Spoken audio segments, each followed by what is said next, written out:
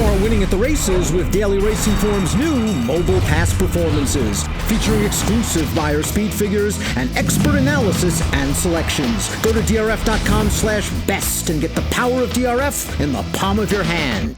Hi, everybody. Dan Illman, Mike Beer. Time for the DRF race of the day for Saturday, June the 20th. Let's throw up the field for the Grade 1 $1 million Belmont Stakes. In 2020, it's been a topsy-turvy year, to say the very least. The Belmont this year, Mike, the first jewel in racing's Triple Crown, shortened to a one-turn and 9-furlong distance. Of course, you can download free formulator past performances on the Race of the Day event page at DRF.com. Visit the Belmont Stakes shop on DRF.com, shop.drf.com/Belmont. Get the betting strategies from Mike and David Aragona, tickets that you can play on Belmont Day. Mike, 'tis the law, the horse to beat, but what a Belmont. Yeah, I mean, listen, he is way the horse to beat in here. It feels like 'tis the law will be a pretty prohibitive favorite. I know things have changed, by necessity. This isn't your typical Belmont Stakes, or it's not a mile and a half. It's not the final leg of the Triple Crown, but you know what? At least we have a Belmont Stakes, and overall, it's a pretty solid field. And we have a pretty good pace projected as well as we take a look at the Timeform US pace projector. I think the 11th hour edition of the number 6-4 left to this field is going to add to the pace. We know the number 1, Tap It to Win. He likes to freewheel it up front. And it'll be interesting to see how close the number 10, Pneumatic, will be to the pace. 'Tis the law is tactical. He can be anywhere. Yeah, I don't think, no matter how the pace develops in this race, I don't think it's going to affect the favorite in here. And personally, Dan, if, the way Tap It to Win won his most recent start at Belmont at a one-turn route distance, I don't see why they would change anything in this race. I think they're going to send him to the front. Good segue to that replay as we take a look at his performance. It has been feast or famine in Tap It to Win's short career. He either runs big or he runs awful. He ran big in this allowance race. Johnny V put him right on the front. He was too fast for these horses, and he drew away to win with a career-best 97 buyer. Now, this horse hinted, Mike, at potential in his one sprint start at Saratoga last year on dirt, where he was the only horse on the rail to win on August the 24th. The problem is, you look at his 2 races against stakes competition, they've been awful. Yeah, well, they tried to stretch him out at the end of his 2-year-old year last year. Those races were pretty close together. He didn't run well in either one of those races. It was a little disappointing, but you know what, Dan? He's come back as a 3-year-old now, and he's run well in both of his starts. And he showed last time that he can get a distance of ground if things go his way. We'll see what happens. He's stepping up in class here. He ran a very fast race last time. I think he beat some pretty good horses in that race.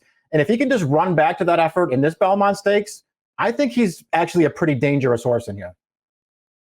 Wheeling back on only 10 days rest is the Grade 3 Sam F. Davis winner. That is the number 2, Soleil Volante, who got a nice prep down at Gulfstream Park on June the 10th. Let's watch that race. His stablemate, Ete Indian, got involved in a pitch battle, as we see, with Florida Derby runner-up Chivalry. And this is what Soleil Volante does. He charges late. He likes what he sees on that Timeform US pace projector. He wants a red bar all day long. Yeah, he does. The more pace, the better for him. I like this horse overall. I think he's run well in all of his races, and I like that performance that we just saw right there, even though it was just 10 days ago, and I know that he had a contested pace in front of him. But he basically closed that thing down under a strong hand ride. He didn't really have to get all over this horse. I really think it sets him up well for this race. And he has several races. They're not quite as fast as 'Tis the Law's best race, but they're not that far off either. This is a contender in this race. He wheels back on less than 2 weeks rest. Conversely, Max Player, who I think is one of the more intriguing entrants in this field, has not run in about 4.5 months. Let's go back to the Grade 3 Withers, his first start out of the maiden ranks. Now, Shotsky tried to put this field to bed in the 3rd quarter mile, and I liked how Max Player on the outside was able to stay within range, and this horse just kicks in the stretch. We've seen it in all of his starts.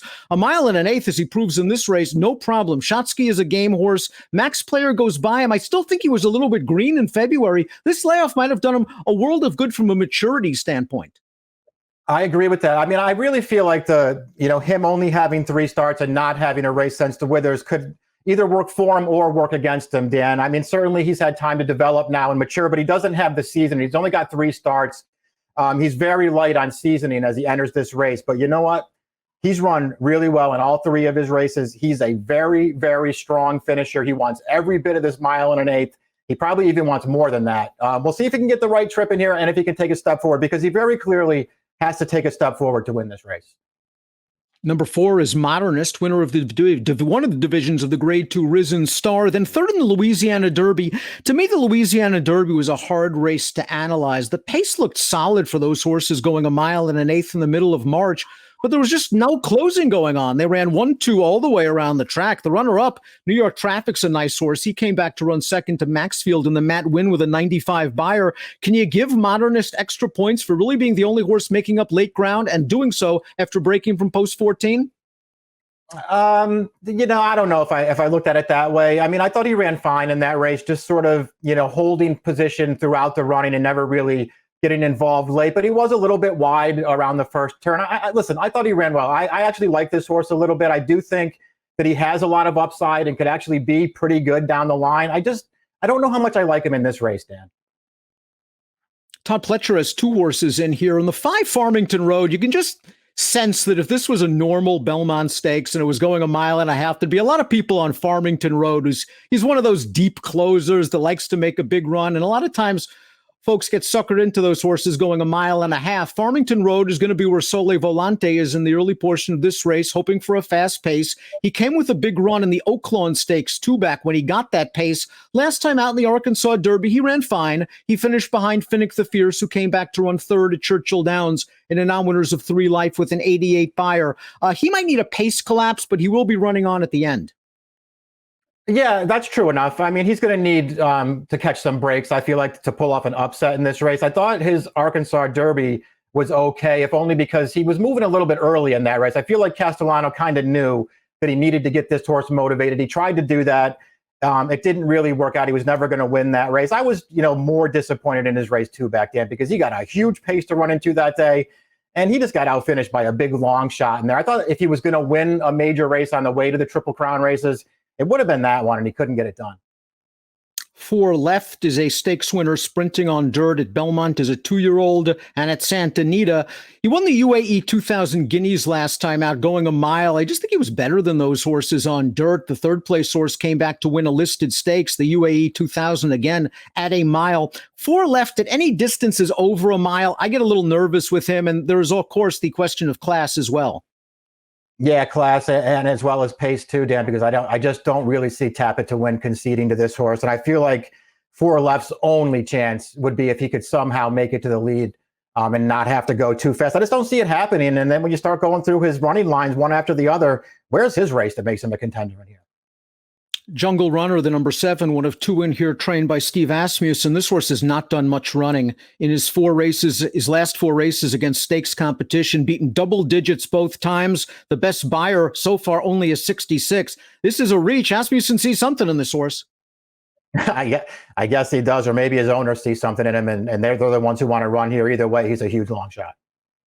'Tis the law. Here's the horse to beat. The New York bred. He won the Champagne going a 1-turn route at Belmont as a 2-year-old. And he just took care of business down in South Florida in both the Holy Bull and the Florida Derby. Let's watch the Florida Derby. Manny Franco made sure going into the first turn and into the backstretch to get this horse in the clear. He takes over. He pulls away. He does it rather nicely. Solid enough 96 buyer speed figure, good tactical speed, and the 1 1/8, no problem for him. He's probably going to be on the outside in the clear in the second flight.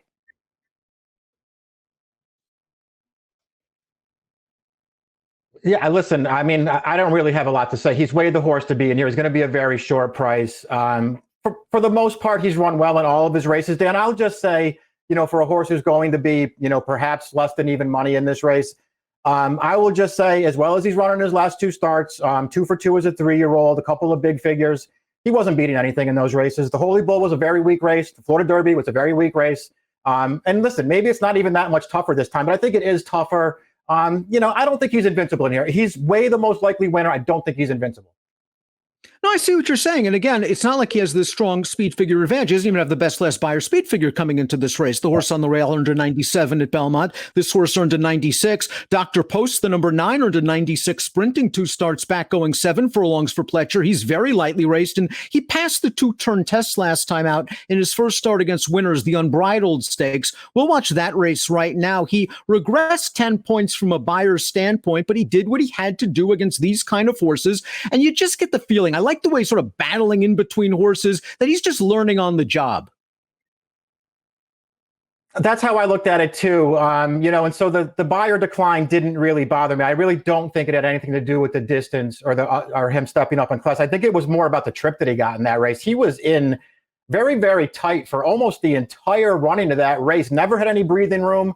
You saw the runner up there trying to keep him in tight all through the stretch. This horse would not be denied in there. I actually felt like he ran really well. He took a big step forward in his 3-year-old debut. He's got a ton of upside, and he's bred to get this far. Pneumatic completes this 10-horse field, very nicely bred, lightly raced son of Uncle Mo. Liked what he did at Oaklawn 2 starts back. I know he was the favorite. I know he was supposed to win in his 2-turn debut, but there really wasn't a lot of pace for him, and he was pulling in the early portion of that race, and he blew by a nice New York bred and Captain Bombastic. Last time out in the Matt win, he was right up on the pace throughout. I thought he held tough in the lane. His buyers are going the right way. And this is a horse, if he can relax sitting in third, I think 4 left's going to be the primary pace pursuer to the 1 Tap It to win. Maybe Pneumatic gets first run on everybody on the wide sweeping turn at Belmont. I can see it playing out that way. Listen, this is another horse who I really feel like he has a lot of talent. Maybe they're just, biting off a little bit more than they can chew this early in his career, but he's run really well in all of his races. I'll admit, Dan, this is a little nitpicky. He was only beaten, a length and 3/4 by Maxfield last time. I would have liked it more if he had been second in that race. I didn't care for him not to be second in the Matt win, but he still ran well in there. I won't be surprised if he takes another step forward in here. Top pick time for the Saturday race of the day, the Grade 1 Belmont Stakes. I think Tiz the Law is the most likely winner. I don't want to have too much money in against him, but Mike has the intriguing long shot on top. Joel Rosario, Linda Rice. It's Max Player, the number 3. Mike, you're getting 15-1 on the line. That's mostly the reason I put him on top. I do think he has a lot of upside as well. And listen, I like you. I do think Tiz the Law is the most likely winner of the race. I'm not way against him, Dan. I just feel like I just don't like him as much as it seems like everybody else does. He's the horse to beat in here. I'll try to beat him with the 3. Belmont Stakes card on Saturday. Great opportunity to join up and become a DRF Bets member. You can take a look at the new deal, drf.com/bet.